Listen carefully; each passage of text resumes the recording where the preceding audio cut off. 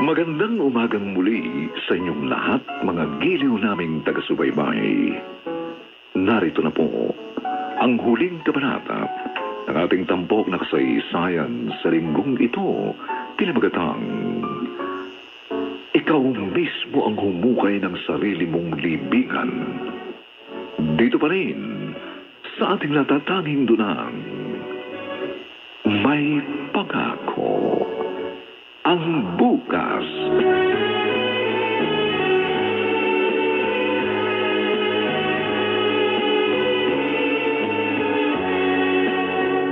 Wala na si Jimwell. Ano ngayon ang binabalak mo? Hindi katulad pa rin po dati. Dito na po ulit ako sa inyo. Ay, salamat naman kung ganun, anak. Alam mo, sa totoo lang, namiss ka namin ng iyong itay. Mula kasi nung magsama kayo ni Jimwell, parang nakalimutan mo na kami. Pasensya na po. Kailangan ko lang po talagang ituon sa kanya ang buo kong panahon at atensyon. Mahal na mahal ko po talaga siya. Sayang nga lang, hindi nagtagal ang aming pagsasama. Huwag kang mag-alala. Bata ka pa naman. Kaya may darating pang panibagong pag-ibig sa buhay mo. Hindi po ganun kadali yun, Tay. Matatagalan po siguro bago ko tuluyang makalimutan si Jimwell. Nay? Mel ba? Bakit? Sumasakit na naman ba ang tibtib mo? Oo, nahihirapan akong umila. Nay, dadali namin kayo sa ospital. Hindi na. Mawawala din ito maya-maya lang. Sanay na ako dito. Sanay na? Ibig niyo po bang sabihin, madalas na nangyayari yan sa inyo? Oo, sabi ko nga sa kanya magpatingin sa doktor. Pero ayaw namang makinig sa akin. Dapat nga po magpakonsulta na kayo sa doktor, Nay. Huwag na. Gastos lang yan eh. Ayan. Masakit na naman. Naku. Hindi ako makahinga. Ma!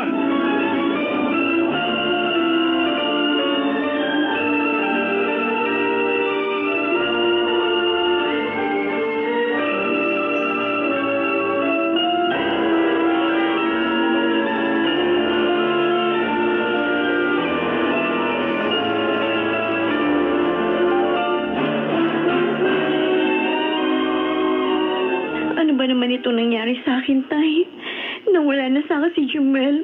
Pagkatapos inay naman. Juris, huwag kang magsalita ng ganyan. Hindi mawawala ang inay mo. Pero ano pong gagawin natin ngayon? Kailangan maoperahan si inay. Malaking halagang magagastos natin. Saan po natin yung nahagilapin? Sinong santo magbibigay ng kailangan natin? Meron, Juris. Iisa lang ang taong alam kong makakatulong sa atin. Si Senyora Greta. Ano? Nagpapatawa ba kayo? Diyos ang dapat nating hinga ng tulong at hindi demonyo. Alam kong matindi ang alitan ninyo. Pero labas na ako ron. Wala akong masamang ipinakita kay Senyora. Dahil matapat akong naglingkod sa kanya sa loob ng mahabang panahon. Kahit na, hindi pa rin niya kayo tutulungan. Nagawa nga niyang tikisin ang sarili niyang anak. Ibang tao pa kaya? Wala namang mawawala kung magbabakasakali ako. Buhay ng inay mo nakasalalay dito. Kaya kung kinakailangang lumuhod ako sa kanyang harapan, iyon ang gagawin ko. Hindi. Huwag, Itay. Huwag niyong gagawin yon. Magmakaawa na kayo at magsumamo sa ibang tao, pero huwag na huwag sa kanya. At kung matatanong lang natin si inay, hindi rin siya papayag sa gusto ninyong mangyari.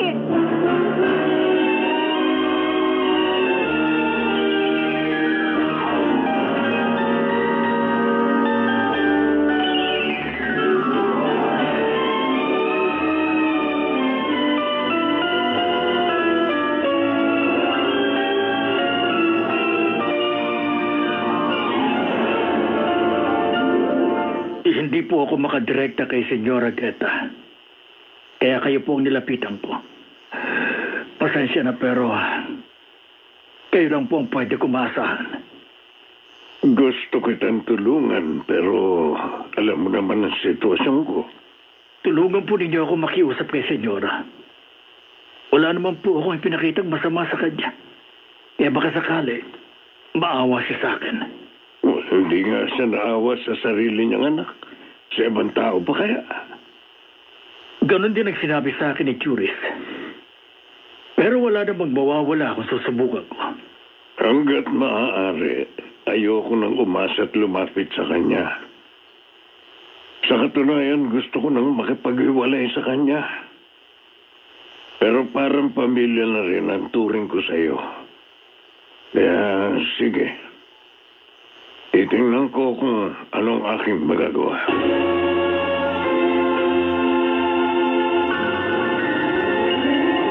Balikan natin ang tampok na kasaysayan sa ating dulang. May pangako ang bukas.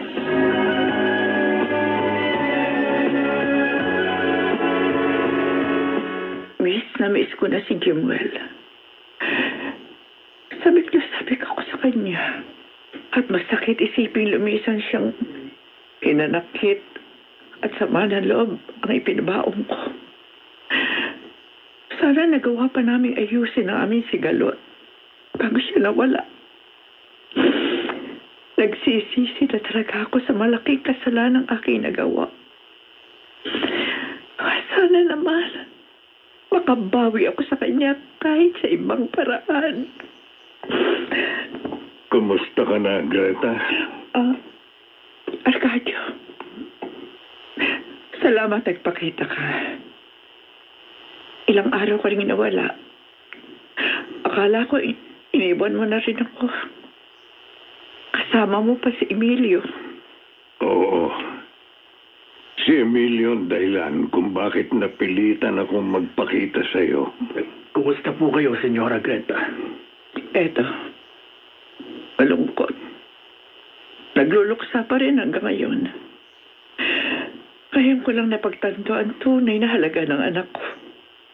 Nawawala siya sa akin. Ikaw, Arcadio, mawawala ka na rin ba sa akin? Kalimutan mo muna ang tungkol sa atin. Dahil ang importante ay ang tungkol sa asawa ni Emilio. Oh, Emilio, bakit? May problema ba? Sige, sabihin mo. Baka sakaling matulungan kita. Talaga, Senyora? Tutulungan ninyo ako? Kaya nga sabihin mo. At sisikapin kong tulungan ka sa abot ang aking makakaya. Hindi ko na mapupunan ang pagkukulang ko kay Jimwell. Kaya sa ibang tao na lang ako babawi.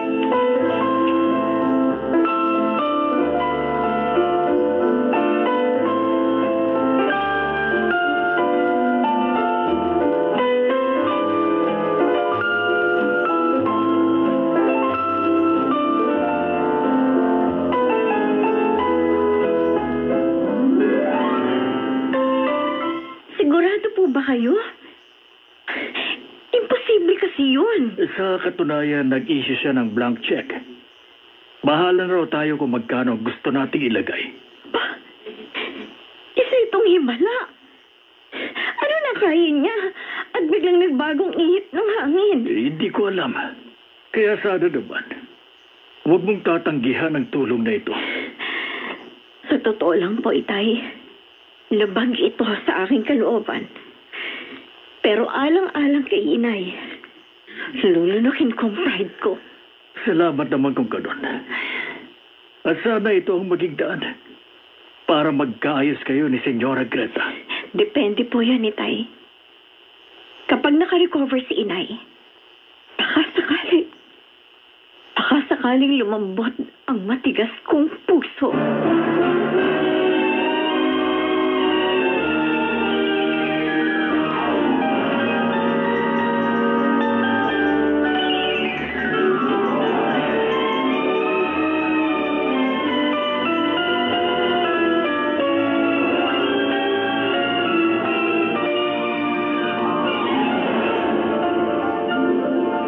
Malaki ang pagkukulang ko kay Jimwell.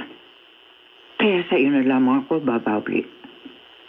Patawarin mo sana ako sa ginawa kong panlalait sa iyo. Naninibago po ako sa inyo. Kayo po ba talaga yan, Senyora Greta? Mami, Juris. Mami na ang tawag mo sa akin. Hindi po talaga ako makapaniwala. Isa po itong himala, Mami. Marahil yung pagkawala ni Jimuel ang nagsilbing himala para magising ako sa katotohanan. Masakit isipin. Huli na ang lahat. Hindi pa naman po. Meron pong dahilan ng bawat pangyayari. Hanggang ngayon po, hindi ko pa rin matanggap ang pagkawala ni Jimuel. At hindi ko na po alam ang gagawin ko. Kung pati si Inay, mawawala rin. Huwag kang mawala ng pag-asa, Juris. Ikaw na rin ang nagsabing merong dahilan ang bawat pangyayari. Kaya umasa tayo na may magandang plano ang Diyos sa lahat ng ito.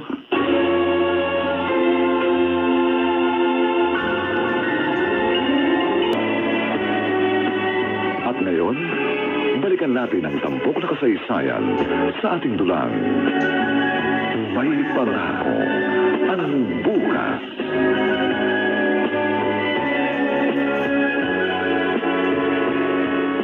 Oy, dahan-dahan lang sa pagkain, Belma. Baka mabulunan ka. Ay, namiss ko kasi ang ganitong pagkain. Kasi naman ninjeta ako noon sa ospital. Yun na nga po, Inay. Kalalabas lang po ninyo ng ospital. Kaya hinay-hinay lang. At baka bumalik na naman kayo doon. Okay lang yan.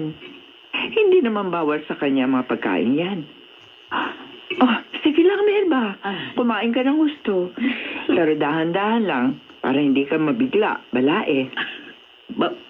Balae? Oh, bakit? Pagbalae naman talaga tayo, di ba? Nakakapanibago talaga. Naku, maraming salamat sa tulong mo, Balae. Ako ang dapat magpasalamat sa pagkakataong makabawi ako kay Jimuel. Kahit sa ibang paraan. Opo, Mami.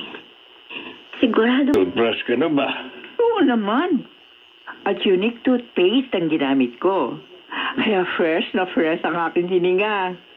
Pareho lang tayo. Dahil unique toothpaste din ang ginamit ko. Wala.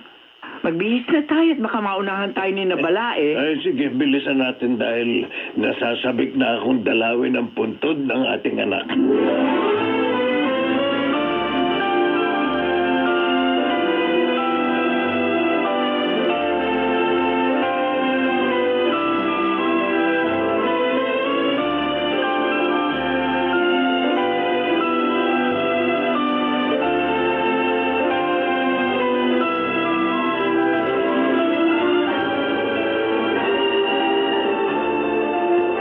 Naman papaano, may magandang naging bunga yung pagkawala ni Jimuel. Dahil nagkasundo at nagkabuklod tayong lahat. Tama ka, Balae. At alam ko, nakabasit sa atin si Jimuel habang binibisita natin tong kanyang puntod. Oo, Balae. At marahil, nakangiti siya sa mga sandali ito. At mas matutuwa siya sa magandang balita. Anong magandang balita? Buntis po ako. 2 buwan na. Alagaan na. Magiging lola na ako. At magiging lolo naman ako. Dalawa na tayong lolo, Balae. Opo. Kaya meron na pong kapalit si Jimuel. At sana po lalaki para maging junior. Ang saya-saya ko, Juris. At hindi na mahalaga sa akin kung lalaki man o babae ang iniwang alaala ng aking anak. Dahil muli ko masisilayan ng anak ko sa katauhan ng aking apo. Kaya magsaya tayong lahat dahil makakasama pa rin natin si Jimuel sa ating pagsalubong sa isang magandang pangako ng bukas.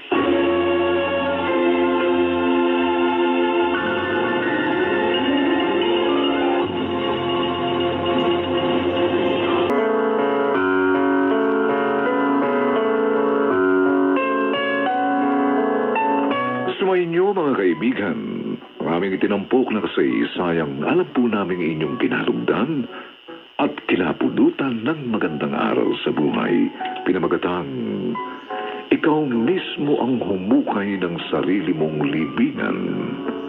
Samantala, ang mga bituin ng radyo na nagsiganap sa ating pagtatanghal ay sina Phil Cruz, Lionel Benjamin,